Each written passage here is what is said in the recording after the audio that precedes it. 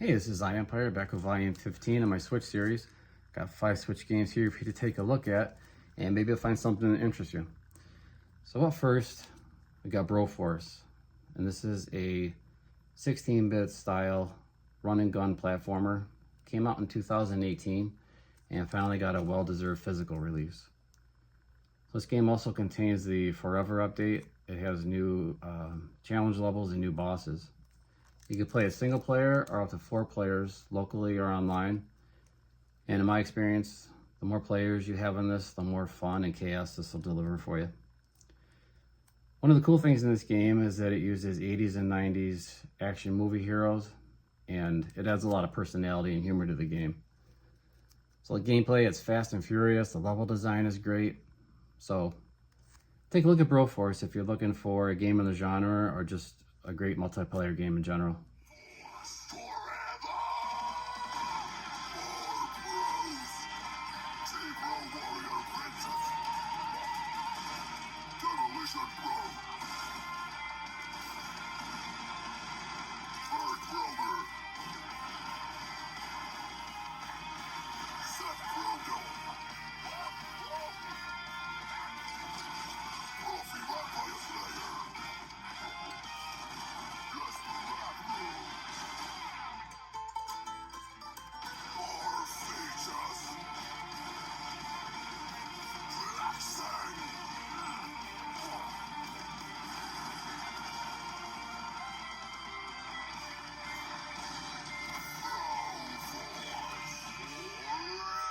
Our next game is Pocky and Rocky Reshrine, and this game got a complete rebuild from its original 16-bit release of this top-down shooter. So all the way from the pixel artwork to the soundtrack have been redone. They offer new locations, new characters, new challenges, and new bosses. They also offer checkpoints and unlimited lives. So from playing this, the amount of time and effort that they put into this rebuild really shows, and it's a great shooter.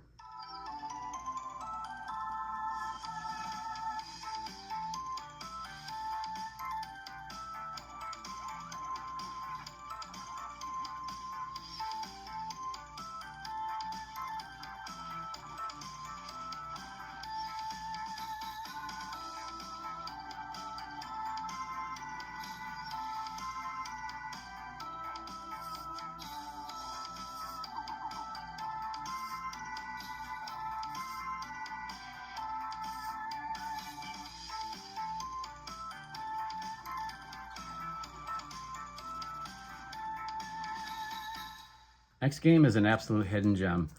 That is Super Sammy Roll. So this will be a game of don't judge a game by its cover. So in this game, you've got half 3D platforming and half ball rolling. And the ball rolling in this would be like Marble Madness versus, what's that game? Super Monkey Ball. In Super Monkey Ball, you're tilting the whole platform that you're on. In this game, you're just rolling Sammy. So this game has fantastic gameplay mechanics. It's got fantastic level design. Sammy himself is fun and easy to control, and he has a bunch of different abilities. He also uses a bunch of different objects in the game for his traversal, like speed boosts and bounce pads and poles that he swings on, a bunch of different things. There's also different objects, obstacles, and enemies that you deal with in the game. Visually, there's a bunch of different environments that you're going to play in. It's bright, colorful, cheerful game. And this game just has that, just one more try, just one more level, that very addictive gameplay. So do yourself a favor and grab this game. It's going to be one of those games down the line that people are going to realize what a great game it is, and I think it's going to become hard to find. So check out this trailer.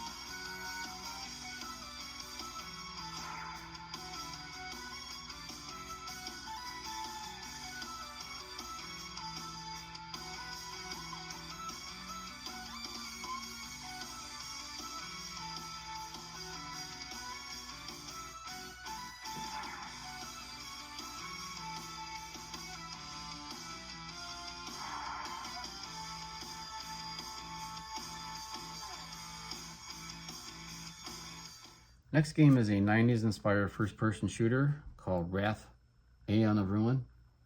Came out earlier this year digitally, and just got its physical release. So this game runs on a modified Quake engine, so it has a very similar look and feel to it. Really cool gothic art style in this game. You'll be going through things like castles, catacombs, cathedrals, graveyards. It's got 3 hub worlds and 15 levels. The hub worlds are huge. They encourage a lot of exploration. The levels are smaller, more linear, have a lot of verticality in them. You can play hub worlds and levels in any order that you want. Sometimes difficulty may be too ramped up for where you're at, so just back out and try a different area.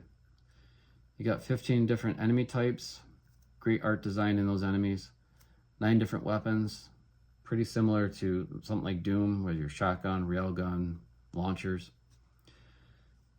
Levels are huge. They can take up to an hour or 2 to complete. And last thing to know about it is it's 30 frames per second. So game, it looks good, plays good, tons of gameplay offered in this game. So here's the trailer to check out.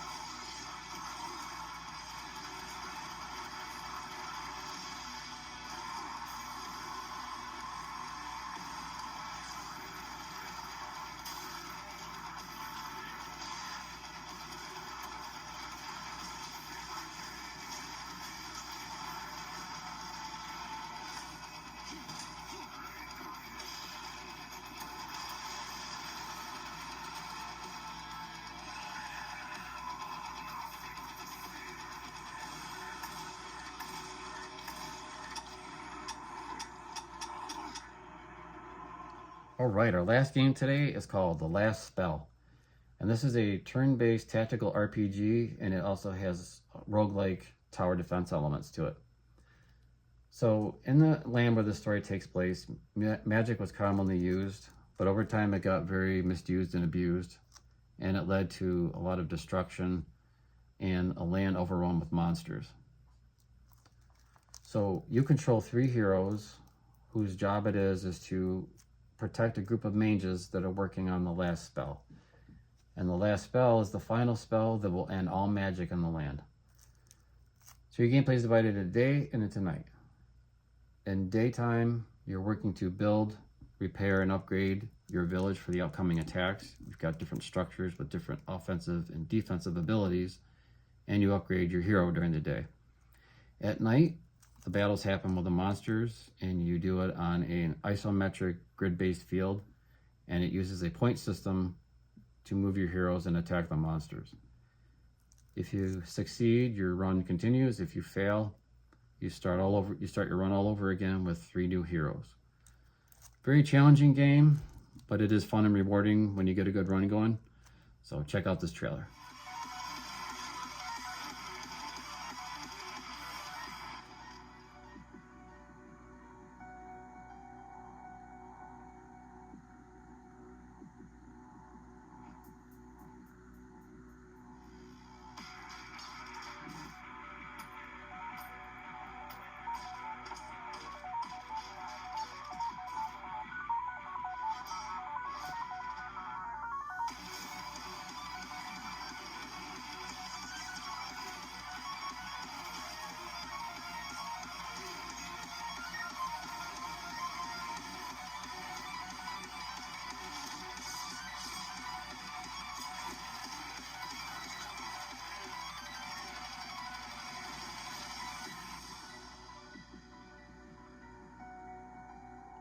Well, that is it for volume 15.